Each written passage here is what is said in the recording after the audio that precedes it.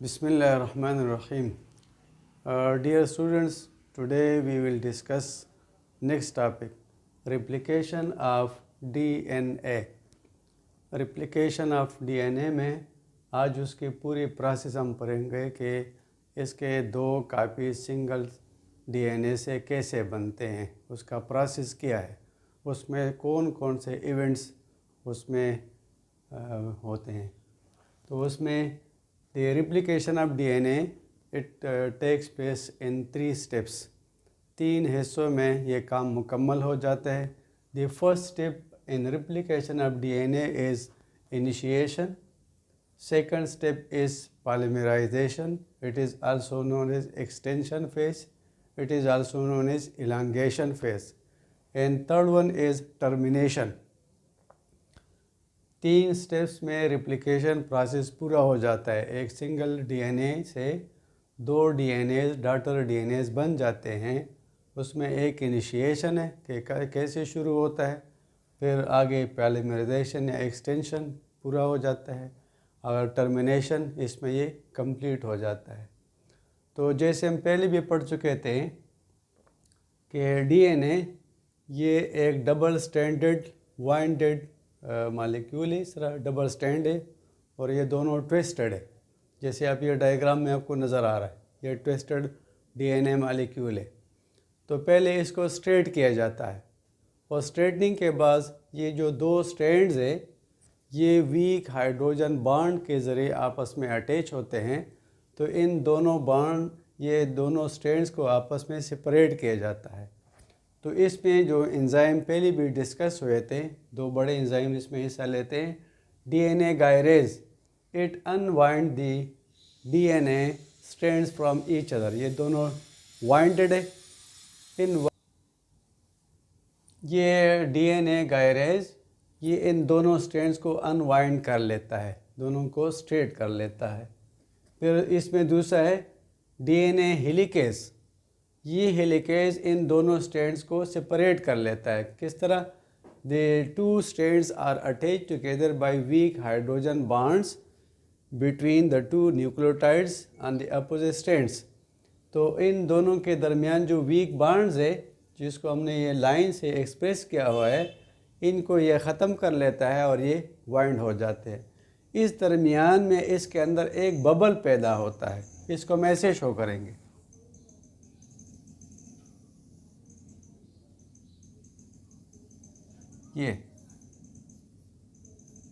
ये बबल है, इसको कहते हैं रिप्लिकेशन बबल और रिप्लिकेशन फोर्क इसके किनारे। अब ये दोनों स्ट्रैंड जो सेपरेट हो गई ये दोबारा आपस में मिल न सके, तो इसके लिए एक एंजाइम इस्तेमाल होता है, single stranded binding protein SSBP। ये प्रोटीन इन दोनों स्ट्रैंड को रीयूनिएशन से या ये रीयूनाइट टुगेदर इससे बचाने के लिए दरमियान में आ जाता है कि दोनों स्ट्रैंड वापस मिल न सके। अब ये दोनों सेपरेट हो गई। अब इसके बाद अगला स्टेप है पॉलीमराइजेशन, एक्सटेंशन और एलॉन्गेशन। कि अब इससे 2 डॉटर स्ट्रैंड किस तरह बनते हैं। उन प्रोसेस में ये डीएनए पॉलीमरेज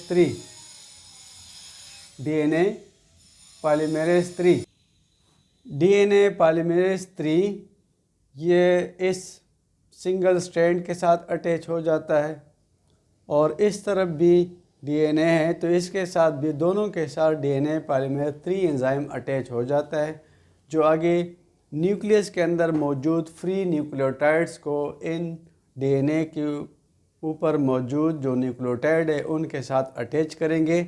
और ये दोनों कम्प्लीमेंट्री है। हमेशा एडेनिन ये थायमीन के साथ बॉन्ड बनाता है, गुआनिन ये साइटोसिन के साथ बॉन्ड बनाता है। अगर एक स्ट्रैंड पर एडेनिन और गुआनिन मौजूद है तो अब इसके साथ आगे अटैच होने वाले एडेनिन के साथ थायमीन और गुआनिन के साथ साइटोसिन अटैच होंगे। ये कम्प्लीमेंट्री बेसिस है।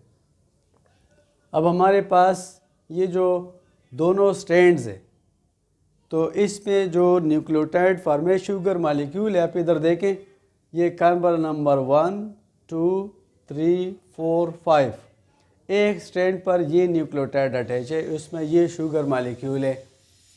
तो इसमें देखो ये कार्बन नंबर 3 है और ये कार्बन नंबर 5 है, ये आगे जाकर फिर 3 5 ऐसे। तो इसके इस एंड पर कार्बन नंबर 3 है, लास्ट एंड पर कार्बन नंबर 5 होगा। इसका उल्टा ये दूसरा स्टैंड है, इसका कार्बन नंबर 3 ये है, तो ये कार्बन नंबर 4, ये कार्बन नंबर 5। तो ये वाला स्टैंड, ये कम्प्लीमेंट्री स्टैंड, ये देखो ये उसका कम्प्लीमेंट्री 3 5, फिर यहाँ 5 3, तो ये 3 to 5 एंड कहलाता है, ये 3 to 5 एंड ये कहलाते हैं, दोनों अपोजिट है। यहाँ पे 3 एंड के साथ यहाँ पर डीएनए पॉलीमरेज 3 एंजाइम अटैच हो जाता है। अब इस पर आगे ये हमारे पास जो फ्री न्यूक्लियोटाइड्स है वो अटैच होंगे। अब उसकी अटैचमेंट कैसे होगी कि कार्बन नंबर 3 पर 3 हाइड्रॉक्सिल आयन होता है, ये 3 हाइड्रॉक्सिल ग्रुप अटैच होता है, लेकिन वो 3 हाइड्रॉक्सिल ग्रुप ये यहाँ पर मौजूद नहीं होता। तो सबसे पहले काम ये है कि इस 3 एंड पर ये एक प्राइमर, एक छोटा सा सेगमेंट न्यूक्लियोटाइड्स का पहले अटैच किया जाता है प्राइमेज एंजाइम के ज़रिए। प्राइमेज, प्राइमर से प्राइमेज एंजाइम, ये प्राइमेज एंजाइम इस प्राइमर क्या चीज़ है? It is a short segment of nucleotides, oligo nucleotide strand. कितने बेसिस होते हैं? 13 to 25 बेसिस होते हैं। इस छोटे से सेगमेंट को ये प्राइमेज एंजाइम इस 3 एंड पर अटैच कर लेता है। इस 3 एंड पर अब 3 हाइड्रॉक्सिल ग्रुप यहाँ आ गया। अब इसके साथ ये यहाँ पे है, इसके साथ आगे अब न्यूक्लियोटाइड की अटैचमेंट शुरू हो जाती है और ये जैसे हम जिप बंद कर लेते हैं तो ये कंटिन्यूसली इस डायरेक्शन में मूवमेंट शुरू कर लेता है और ये फ्री न्यूक्लियोटाइड इनके साथ डीएनए पॉलीमरेज 3 के ज़रिए यहाँ आकर अपने अपने मसलन यहाँ पर ए है तो इसके साथ टी अटैच होगा, यहाँ पर जी है तो इसके साथ सी अटैच होगा, यहाँ पर टी है तो इसके साथ ए अटैच होगा, यहाँ पर सी है तो इस पर ऐसे कंटिन्यूसली। इसलिए इस ट्रेड ये कंटिन्यूसली बाइंडिंग हो रही है, तो इसको हम कहते हैं leading strand. That strand of the DNA which is continuously added by the new nucleotides forming the new daughter strand, it is known as leading strand। ये continuously bonding हो रही है। अब इधर दूसरी तरफ देखें, ये एंड हमारा ये 5 to 3 एंड है।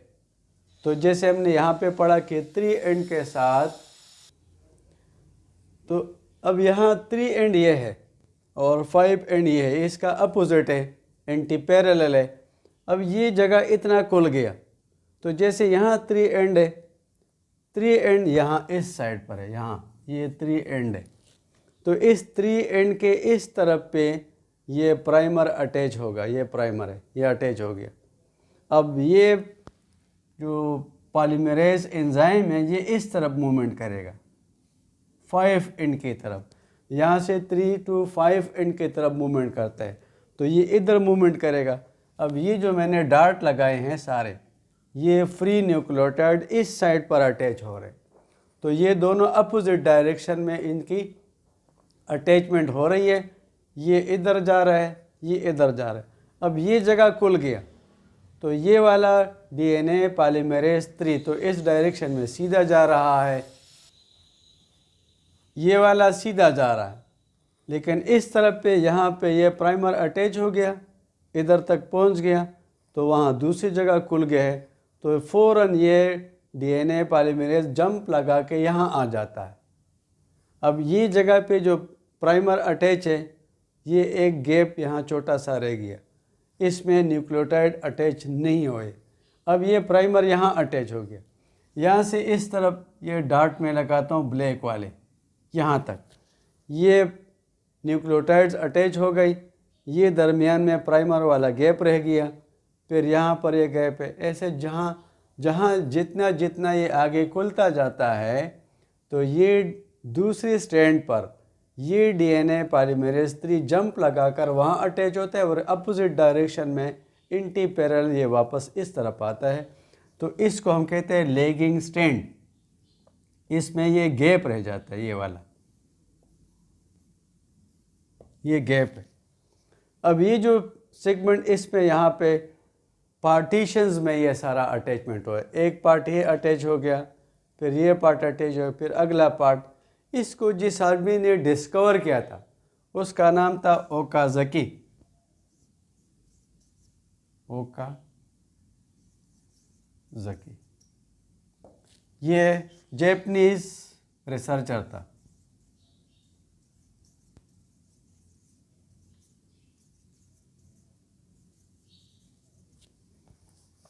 इसलिए इनका नाम है ओकाज़की फ्रेगमेंट्स। ये फ्रेगमेंट है, ये फ्रेगमेंट है, फिर सर आगे पूरे एंड पर। तो अब ये कंटिन्यूसली इस तरफ भी बॉन्डिंग हो रही है। अब ये कंटिन्यूसली ये एडिंग हो रही है। अब मसलन ये हमारे पास ये रेप्लिकेशन बबल था, तो इस साइड पर ये कंटिन्यूसली एडिंग हो गई और इस साइड पर ये मैं ब्रेकिंग ऐसे कर रहा हूँ। ये वो प्राइमर यहाँ पे अटैच है, यहाँ प्राइमर अटैच है, ये 1 2 3 इसमें ओकाज़की फ्रेगमेंट्स बन गए। जब ये एंड पर पहुँचते हैं, ये रेप्लिकेशन बबल का एंड है, तो इस एंड पर जब पहुँच जाता है तो अब यहाँ आखिरी एंड होता है termination of the replication of DNA कि ये ख़त्म हो जाए। तो उस वक़्त the DNA polymerase 1 enzyme come here and attach to the 2 strands. यहाँ पे अटैच होता है, इधर भी अटैच होता है, और ये कहाँ पे अटैच होगा? 3 end of the Okazaki fragments. इसका जो 3 एंड है ये इस तरफ आ रहा है ना, 3 एंड यहाँ पर है, ये 3 एंड है, ये 3 एंड है, ये 3 एंड है, यहाँ पर 3 एंड ये है, इसके साथ ही अटैच होता है। अब ये ओकाज़की फ्रेगमेंट्स के दरमियान जो गैप है, इस गैप को पूरा करना कि ये स्ट्रैंड भी कंटिन्यू हो जाए। तो DNA polymerase strand Okazaki fragment के साथ यहाँ अटैच होकर एक काम ये करता है कि जो प्राइमर यहाँ पे अटैच थे, प्राइमर मैं आपको ये शो करता हूँ, यहाँ पे ये ग्रीन कलर ये प्राइमर है, ये प्राइमर है, ये प्राइमर, इसको च्यू अप कर लेते हैं, ख़त्म कर लेते हैं, यहाँ से निकाल लेते हैं, और इसके जगह वो न्यूक्लियोटाइड्स अटैच कर लेते हैं जो यहाँ पे आने चाहिए। तो जब यहाँ पे न्यूक्लियोटाइड अटैच हो गई, ये ख़त्म हो गई, तो अब ये ओकाज़की फ्रेगमेंट और ये Okazaki fragment directly they do not attach with each other. इसके दरमियान क्या होता है? डीएनए लाइगेज एंजाइम इनके और इस दोनों न्यूक्लियोटाइड के दरमियान फास्फोडाइईस्टर बॉन्ड बनाता है। तो अब इधर देखिए, ये भी एक कार्बन के साथ एक न्यूक्लियोटाइड का PO4 फॉस्फेट ग्रुप है, ये दूसरी का फॉस्फेट ग्रुप है। तो इन दोनों के दरमियान डीएनए लाइगेज एंजाइम फास्फोडाइईस्टर बॉन्ड बना के इन दोनों को अटैच कर लेता है। तो अब देखो ये 3 to 5 एंड वाला है, ये तो कंटिन्यूसली ऐड हो गया, और ये 3 to 5 उल्टा है, एंटी पैरेलल है। तो इसके दरमियान वो गैप्स थे, गैप्स रिमूव हो गए, प्राइमर ख़त्म हो गए इसमें से, उसके जगह न्यूक्लियोटाइड अटैच हो गई, और इनके जो इस तरफ और इस तरफ के दो हमारे न्यूक्लियोटाइड्स थे उनके दरमियान फास्फोडाइईस्टर बॉन्ड कायम होकर इसको भी कंटिन्यूस कर लिया, और इसके साथ टर्मिनेशन हो गई। क्या मतलब कि डीएनए के जो 2 स्ट्रैंड्स हमने पहले लिए थे, यहाँ पे ऐसे इन 2 स्ट्रैंड्स की इस तरह ये कापी और ये कापी, ये 2 बन गए। इन दोनों में ये एक पेरेंटल और इसका ये पेरेंटल है, और ये न्यू है, ये 2। तो इस तरह हमारे पास ये 2, इसको मैं इंसर्कल करूं एक को, ये डॉटर डीएनए बन गया, ये वाला डॉटर डीएनए। इन दोनों में एक स्ट्रैंड पेरेंटल है, एक न्यू1 है। ये एक पेरेंटल है, एक न्यू1 है। तो हमारे पास एक पेरेंटल डीएनए से 2 डॉटर डीएनए बन गई। इस पूरे प्रोसेस को हम कहते हैं replication of DNA. Thank you.